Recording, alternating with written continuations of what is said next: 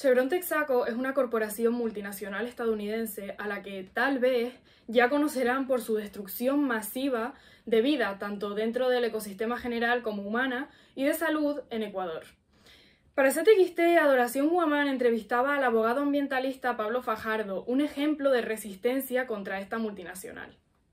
En esta entrevista leemos lo siguiente.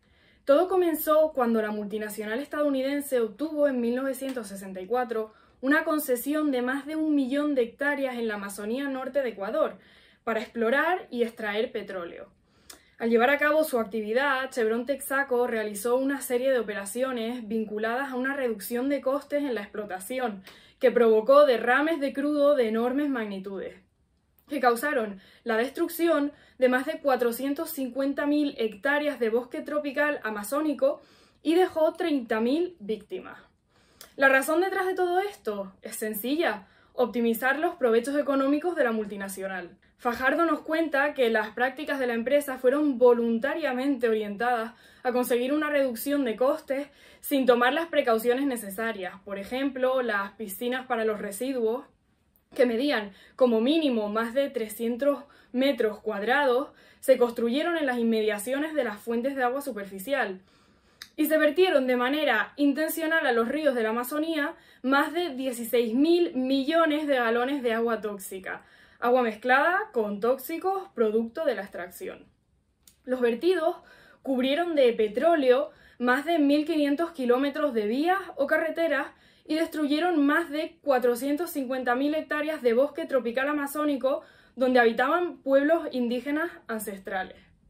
Como consecuencia, varios estudios de salud realizados en la zona, como Cáncer en la Amazonía de Miguel San Sebastián, confirman la existencia de cientos de casos de cáncer plenamente atribuibles a la constante exposición a los tóxicos arrojados por la petrolera. En su búsqueda de justicia, el año 2011 marcó una victoria histórica y multibillonaria para las víctimas de Chevron, pero incluso ante esta victoria, la multinacional se negó a pagar los billones que se le dictaban y a limpiar la tierra que había contaminado.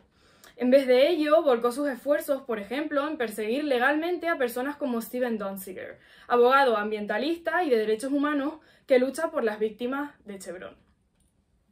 Ante la justicia, en lo que respecta a la defensa de Chevron, Fajardo nos advierte de que no luchamos solo contra una multinacional y su ejército de abogados, sino contra una arquitectura de la impunidad, un entramado de normas internacionales y de prácticas empresariales que han construido un espacio de impunidad donde las transnacionales pueden permitirse la comisión de estas atrocidades sin que se les responsabilice por las consecuencias. Este no es un problema aislado. La entidad misma, encarnada por corporaciones multinacionales como Chevron, tiene unas características de impunidad y unos intereses económicos que hacen que tragedias como esta sean de todo menos un accidente, como dice el mismo abogado Steven Donziger. Fajardo puntualiza que tras una batalla jurídica agotadora, en 2011 la Unión de Afectados por las Operaciones Petroleras de Texaco logró que Chevron fuera condenada a pagar más de 9.500 millones de dólares para reparar el daño causado. Pero ya era tarde. Durante todos esos años de proceso, Chevron retiró todos sus bienes y activos en Ecuador. Esto generó la imposibilidad de ejecutar la sentencia en el país donde se produjo el daño.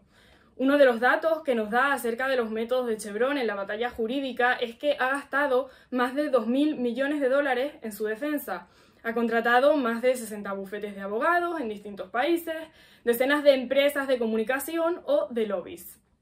Fajardo añade, además, que la superioridad económica de la empresa se traduce en la contratación de expertos para fabricar pruebas que le descarguen de responsabilidad.